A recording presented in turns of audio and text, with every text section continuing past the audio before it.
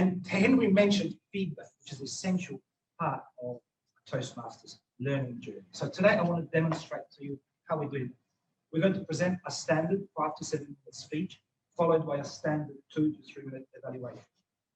My wife, Mina Cho, will deliver the presentation. She has delivered this presentation a few times now at her home clubs, so it's going to be a great presentation. Nonetheless, there'll be areas which needs to improve. Maree Pickens, who you heard earlier, will give her feedback. But I want you to, along with Mina's speech, not just enjoy it, but pick areas where you think she's doing really well and where she may need to improve. Okay? Excellent. So please welcome to deliver her traditional Toastmaster speech, my wife, Mina Cho.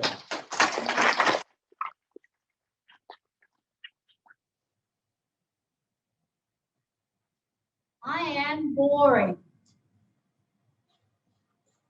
Sitting across me is Jill, rolling her eyes. You're supposed to say, I am bored. You see, Jill is my good friend.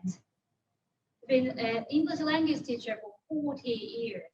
And the day that she met me with my 2 suitcases coming in as an international student and as a homestay, she decided I am 30 years old orphan, that this child needs being looked after. From then, she doesn't mind giving me an advice. And I continue. I mean, I am boring. You see, I am, which I wouldn't disclose how many years old now, and I don't know what I want to do. I don't have passion. Well, don't take me wrong. I don't live a miserable life. I have you sitting in front of me, rolling your eyes all over. I have a good job that pays my bill. I have a good husband. Having my blood pressure goes up and down. So I guess I'm okay. But how do I feel content? What am I passionate about? What's my pursuit? Do you, Jill, have a passion? And she responded, oh, well, I don't know. I guess I haven't thought about it. We both drop our eyes to the empty place of this beautiful brunch and then pause. Friends, follow your passion. Of course, but before that, you must have one. And then there was Jill and I had a problem. Passion is a big word because it's not a word, it's an action. We go through these milestones of life, quite often the big first days that you get categorized into different groups. And I had that recently. It got me thinking a lot. Oh, well, I got through here. Wait from here. I felt it like I was back to high school. People asking me, what do you want to study? What do you want to be? But I don't know. And beautiful thing about aging process is you get to know more about yourself. I absolutely know by now that what I like, what I don't like. I'll give it a try, or absolutely no to. I know more. I should be better equipped about the decision, what I want to do, what am I passionate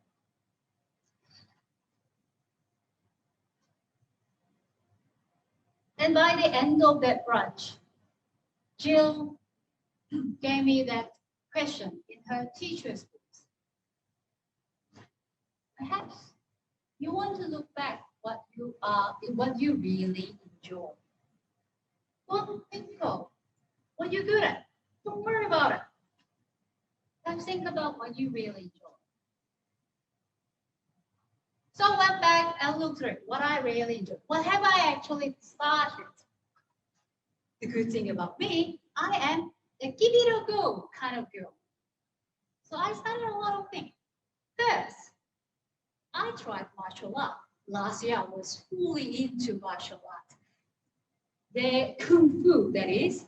And I love the violence. It's empowering.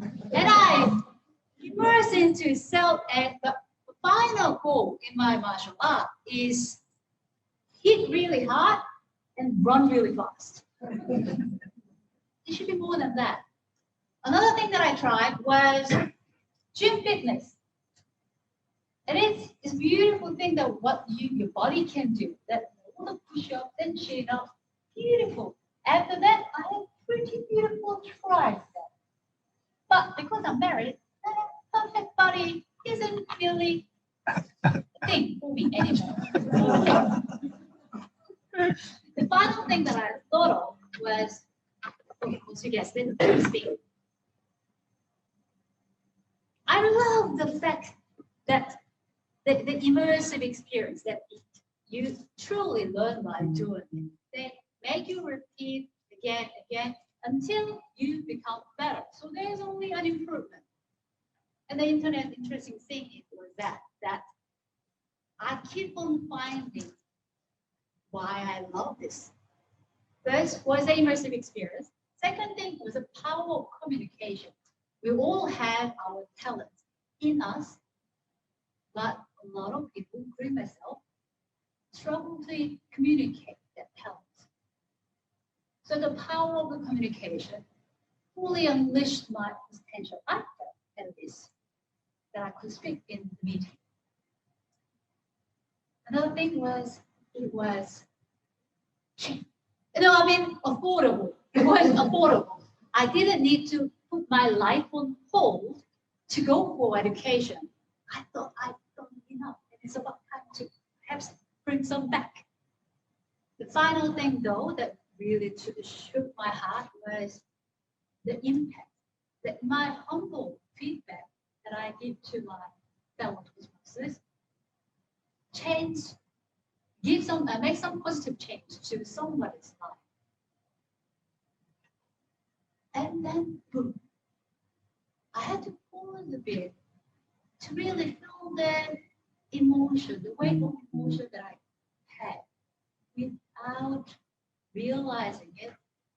I was already following my passion. I was acting on it. I found a corner of the community that didn't have Toastmasters club. I started one and doing well so far. And over 100 members passed through that. I saw my mentor coming up with, I want to be a club president. And she was only talking about a badminton club, being a president of the club. Now she's asking me the right good questions. How do I engage with the members? We're not getting too much attraction from members.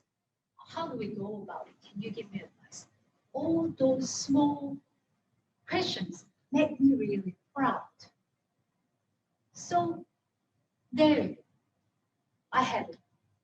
I do have a passion. Passion for education that is accessible to all. All, in capital all. Whether it's about the background, situation, disability, or ability, that I want to dedicate myself for service to that education. So I pose a question to you now. Are you like me and Jill? Are you a boring person? Are you boring? Or if you have a passion, you already found one, you are lucky ones.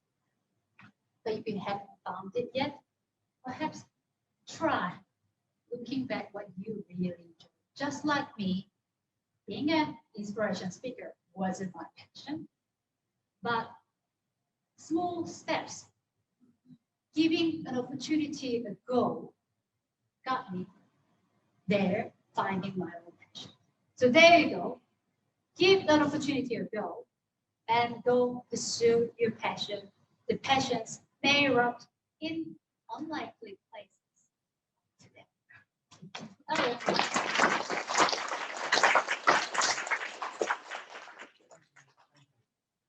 no matter how many workshops you attend, no matter how much money you pay, no matter how long you sit in the chair, you are never going to learn as much as when you stand up and speak. And then get feedback from somebody who tells you what you did well and what you could improve, which is what Maree's going to do for Mina just now. Maree Pickens, as I said, is the coordinator of Speechcraft, so she knows exactly how to give feedback. She's given feedback to over 1,000 participants of Speechcraft, so we're lucky to hear Maree demonstrate how to give feedback. Please welcome back Maree Pickens. Wow, wasn't that impressive? Didn't Mina just have us all in the palm of her hand in just those few 5 to 7 minutes? I was so impressed, Mina, and thank you for taking the opportunity to share your passion and your journey to finding it to our group today. So what were some of the things that Mina did particularly well? Well, let's talk about some of the basics. She had a really confident stance. So I thought, she's prepared. Her hands were relaxed by her side, no nervous gestures or crossing of arms to suggest that she was uncomfortable. And that freed her hands up for a lot of gestures. I felt that her eyes were connecting with many in the room. She was engaging with everybody. She wasn't staring at the ceiling, trying to remember a speech, or looking at the floor, so that she didn't have to make eye contact. And eye contact just added to the credibility of your message. And she used pauses so powerfully. It allowed people to reflect on what she had just said. The fact that she used a story with her interaction with Jill made it a bit more relatable, the power of storytelling. The way Mina opened with, "I am boring," was a classic example of vocal variety to engage us, to cut through any distractions we had, and it just had word emphasis. And the one that really resonated with me was, "I love the violence" of her martial arts training. So lots of positives that were exemplified in Mina's speech today. Mina, I have some suggestions for how that speech, which you've given a few times, could be even better. The first, interestingly, I was struck by the structure, because you knew what you were talking about and where you were going to go, but I wasn't so sure. And on occasion, I was a bit lost. You seemed to be bringing in any number of examples. And I thought, are you going to convince us about a particular passion that we should get involved in, or to find our passion, or to be inspired about the journey and getting advice from another? I think if you had signposted at different points, that would have helped us know where you were going next. So Jill really got me thinking, I need to find what I like to do. So stage 2 of this journey, you see how you've signposted it? And everyone knows, right, you're in the middle part. And then you move on to say, I then found it. So now it's that discovery, and you're going to focus on what that means to you. But for me, I feel that Mina's passion was what was so evident. It doesn't, she has expertise in this personal journey. And because she spoke with conviction and passion in both her voice, her facial expressions, and her gestures, it was credible, and she was persuasive. And I certainly think I'm going to start reflecting a little bit more about whether I'm following my passion. Well done, Mina. Give it up for her.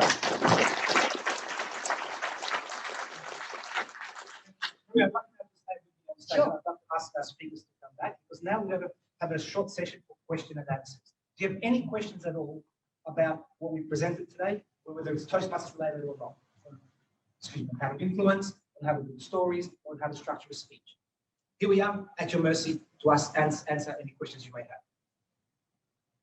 Can you tell me what you would normally do when you go to Toastmasters? Like on a general evening or whatever it is? Well, you've got to show up. We'll show you. Basically, we have it's an agenda, it's a set agenda. Most Toastmaster clubs have the same similar agenda. You'll get there and you'll see people give speeches that they prepare. chair someone has in terms of being in charge called Toastmaster. We name one of them. That's the original name, basically the MC. We just follow the agenda. Everything's timed, everything's evaluated like we just seen. And we all learn at the same place.